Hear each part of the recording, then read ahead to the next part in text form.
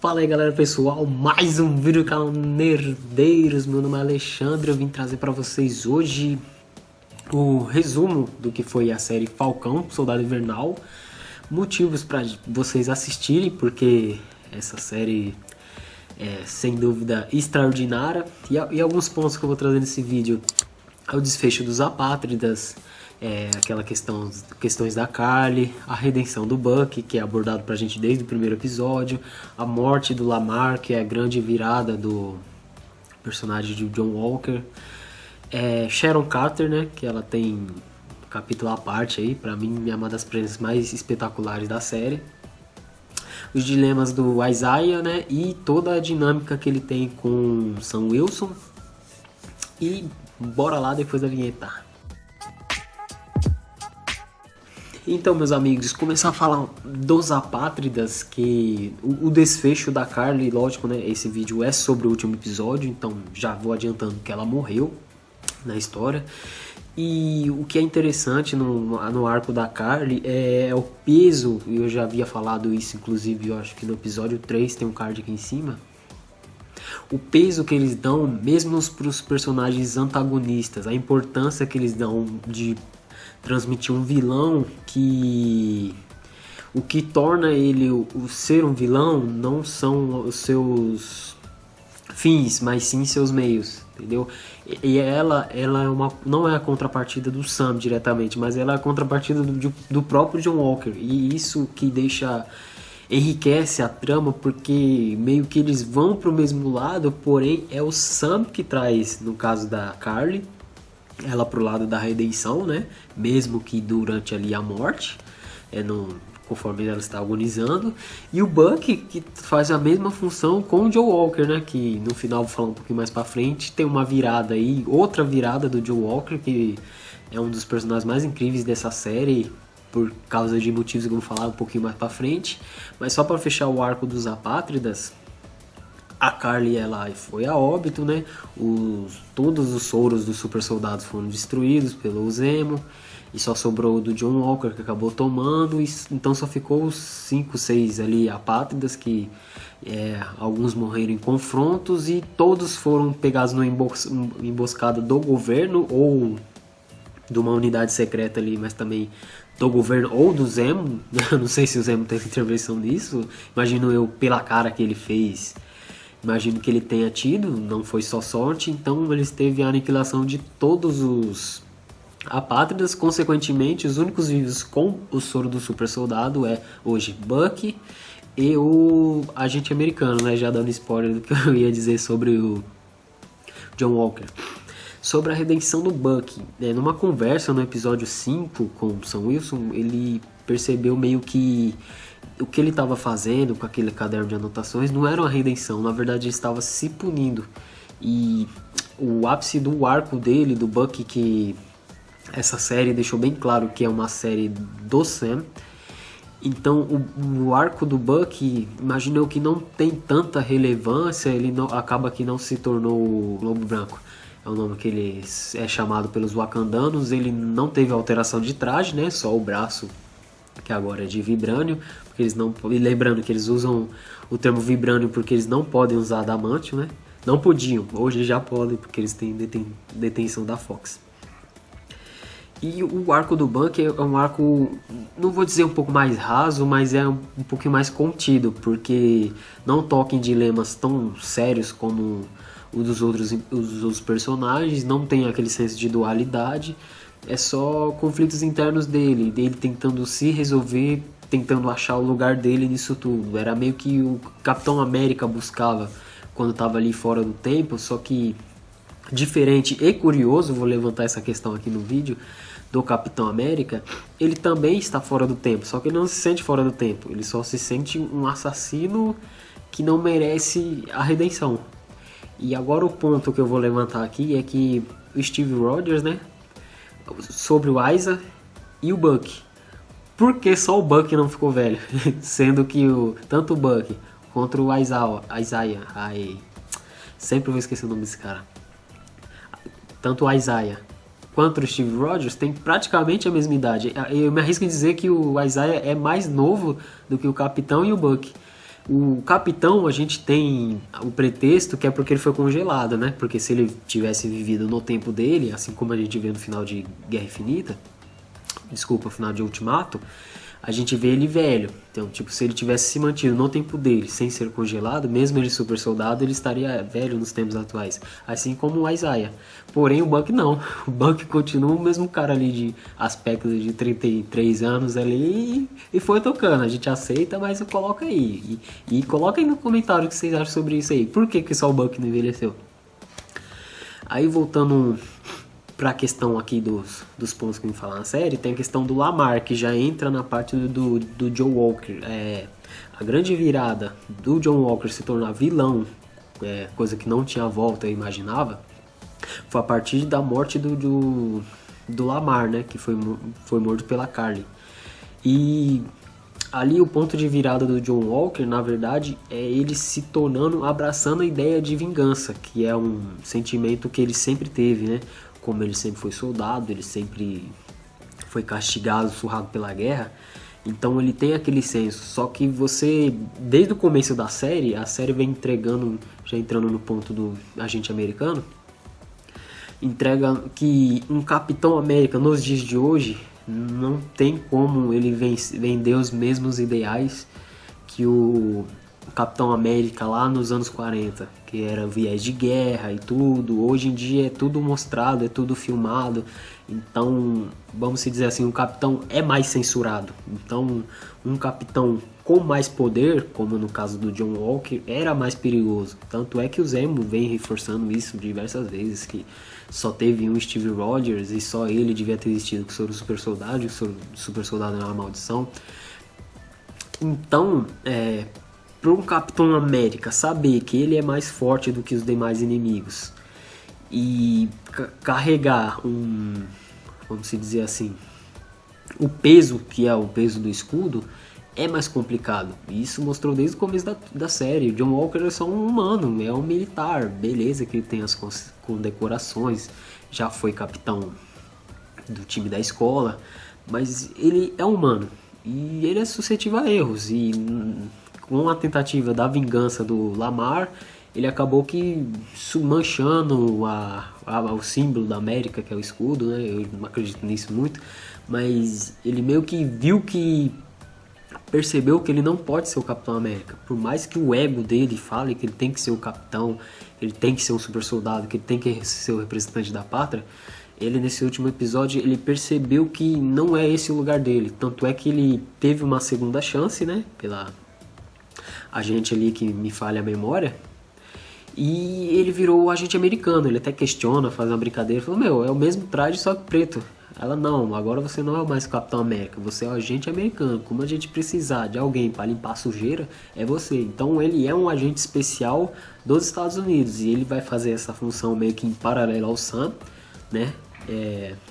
Me arrisco em dizer até que o Sam precisa dele, porque querendo ou não, toda a parte suja que a América, que vai ser mostrada pela América, né, que hoje em dia tudo é visto, é o agente americano. Aquela parte mais terreno, mundano, o que um ser humano consegue combater, temos Sam e todas as forças do... Imagino eu que o Sam vai trabalhar meio que paralelo, não vai ser vinculado ao governo.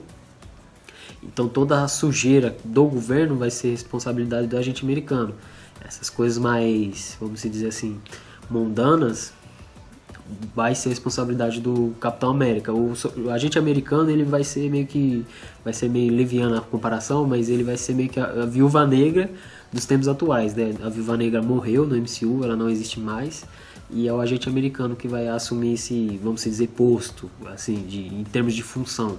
É o agente americano ali, e talvez o arqueiro, né? Porque o arqueiro também se aposentou. E é muito difícil que ele volte à ativa, vai ser mais fácil ele colocar a filha dele. Inclusive a Disney já anunciou que vai ter a série da filha do Arqueiro Negro. E finalmente John Walker se torna agente americano, né? Ele fica feliz, que é o mesmo cara do começo da série, aquele cara animadão, com essa pegada de patriotismo, que ele era um soldado e tudo. E É um desfecho que é favorável, eu gosto, eu gostei do desenvolvimento dele, ele finalmente se achou, ele deixou um pouco aquela arrogância dele de lado, ele tem aquele stick de fazer assim com o pescoço que eu acho animal, as cenas de luta dele, principalmente com o Sam, são muito interessantes, eu acho que ele perde um pouco a relevância quando divide cena de luta com o Buck, mas quando ele luta contra o Sam e ali interagindo estilo de luta solo, é muito bacana ver ele foi um personagem para mim que agradou muito na história, e esse é o desfecho do agente americano, né? Agora vou falar um pouco da Sharon Carter. Ela era o Mercador de Poder. Muitos rumores já tinham falado isso, já tinham citado. E o que eu achei bacana, como eu havia dito no começo do vídeo, ela é uma das personagens mais, vamos dizer, mais interessantes da trama. Tanto é que ela de forma orgânica fazia parte da trama, e diferente do Zemo que foi colocado ali, que estava preso, depois foi solto e depois foi preso de novo, ela só teve aquele arco que ela foi apresentada, depois ela fez total sentido para a série. Tanto é que essa coisa de anonimato dela ser ou não ser o Mercador do Poder foi utilizado de uma forma muito inteligente. A gente sempre se perguntou por que ela tinha tanta influência, por que ela sabia de tanta coisa, como ela ajudava o Sam com tanta facilidade. E meio que a série tava jogando na nossa cara, a gente só não queria acreditar. Aí agora a gente descobre o porquê que ela quer a redenção, né? E no final da série ela teve. Era simplesmente porque agora que ela não tem o soro de super soldados, né? Já era o plano B dela, então ela sempre tá pensando à frente. Agora que ela não tem o soro de super soldado, ela quer se infiltrar nas inteligências americanas, né? Agora ela vai ter acesso a tudo, como ela sempre teve, né? E ela vai continuar nesse submundo de venda, compra, que o negócio dela é essa. Eu não consigo ver ela como uma antagonista ou uma vilã, porque na verdade ela só é uma vendedora. Vamos se dizer assim, lógico, é no mercado negro, mas ela é uma caminhadora, ela é como um acionista da bolsa, vamos se dizer assim. Aí vamos falar um pouco dos dilemas do Isaiah. Eu acho que essa é a parte, assim, o tema mais pesado da série, porque entra em questões raciais dos americanos, né, que esse discurso é um pouco mais aflorado nos Estados Unidos, né, um pouco mais intenso. É interessante o quanto a Isaiah mexeu com o Sam, né, porque o Isaiah era castigado, foi destruído lá durante a guerra. Era um tempo que o racismo ainda estava em ascensão, realmente eles colocavam os soldados negros para morrer no pelotão da frente. E o Sam, eu achei engraçado, interessante a leitura que o Sam fez, que ele entendeu a posição do Isaiah e ele falou: não, hoje o mundo é diferente, hoje a gente tem uma possibilidade de fazer diferença.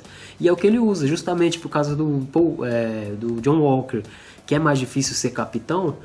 Para o Sam é mais difícil deixar esses dilemas de lado hoje, porque agora todo mundo tem acesso à informação, todo mundo escuta, todo mundo vê, e o Sam vê nessa oportunidade a chance de não só representar as pessoas que morreram, né, em nome dessa batalha, né, dessa conquista, e representar o povo que ele faz parte. Ele mesmo fala isso, que ele, cara, eu também sou americano, porque eu não posso representar os Estados Unidos. E é por isso que ele assume o manto do Capitão América. Só que agora indo pro ponto do novo Capitão América, só que o que eu achei mais bonito na mensagem da série é que a gente saiu de um ponto lá no Ultimato que ninguém queria o Sam como Capitão América, e agora na série a Disney colocou de uma forma que todo mundo tá adorando o cara como Capitão América. Ele é o Capitão América. E isso emociona. Não sei se funcionou tão bem nos Estados Unidos, mas a repercussão do Brasil, cara, é impressionante. Ninguém nem sequer cogita o Buck como Capitão América. Ele ele recebe um material de Wakanda lá, que é o traje. Imagino eu que esse traje já tem alterações de vibrando, pelo menos para a resistência do Sam, né, para ele não ser abatido com facilidade, assim como foi o Lamar. E a Marvel vendeu uma proposta e consegue encerrar a série com êxito, vamos dizer assim, né? Porque eles encerraram o Ultimato, ninguém queria saber que o Sam era Soldado Invernal, todo mundo achou o Sam era Capitão América, todo mundo achou puta injusto, embora a Marvel sempre desenhou isso, que o Bucky jamais iria ficar com o escudo. Quem acompanha o MCU há mais tempo, independente das histórias em quadrinhos, sabe disso. Inclusive nas histórias em quadrinhos que teve essa base pro Sam se tornar o Capitão América Negro, né, que eles falam. E super funcionou. O ponto no qual a série termina é muito, além de ser muito dramático, a forma que eles venderam isso, não saíram empurrando, jogando a goela abaixo, vomitando, falando, não, aceita que é isso, falando, não, teve um contexto, teve uma natureza, e hoje o Sam é respeitado por ser o capitão de forma orgânica, o que não aconteceu com o Joe Walker, e talvez até poderia não acontecer com o Buck, né? Aconteceria por fanservice apenas. Então, as considerações que eu tenho dessa série é que elas foram muito assertivas, né? Era uma série do Sam, embora não tinha ficado muito claro no começo da série, mas o desfecho que ela teve foi muito satisfatório. E não necessariamente precisa ter uma continuação, não necessariamente eles precisam incluir o Sam como novo Capitão América no MCU, eles podem ter esse arco fechado do Sam, acabou ali, ele representando os Estados Unidos, sem envolvimento com outros personagens, inclusive ele nem aparece no filme do Homem-Aranha, nem é citado e tal, que é um evento mais grandioso, né? O filme a série do Falcão e Soldado Invernal e da Viúva Negra é algo mais contido, e a série se encerra pra mim, de forma majestosa. Recomendo que vocês assistam. Caso vocês não acreditem na minha recomendação, tem muitos canais no YouTube aí que vão recomendar a série. É uma série que me agradou muito mais que WandaVision. Meu amigo Leonardo, que é dono do canal, não curtiu muito a série, e a gente vai ter um vídeo assim, trazer para vocês um debate aqui, os pontos positivos e pontos negativos da série, pra gente trazer aqui quem tem mais razão, se é melhor Falcão ou WandaVision. Mas, a meu ver, é isso. A série se encerra de forma muito inteligente, não coloca um gancho pra nada, ela é totalmente despretensiosa, e eu acho que esse é o grande acerto da série, né? Assim como vai ser o filme da Viúva Negra. E é isso, galera. O vídeo foi para comentar aqui o que ocorreu na série, trazer um breve resumo dos acontecimentos do último episódio. Quem curtiu, não esquece de largar o like aí. Se você não for inscrito, não esquece de se inscrever no canal, ativa o sininho da notificação, porque o YouTube não está avisando, e compartilha, caso vocês tenham gostado do conteúdo. Muito obrigado por mais esse vídeo e tchau.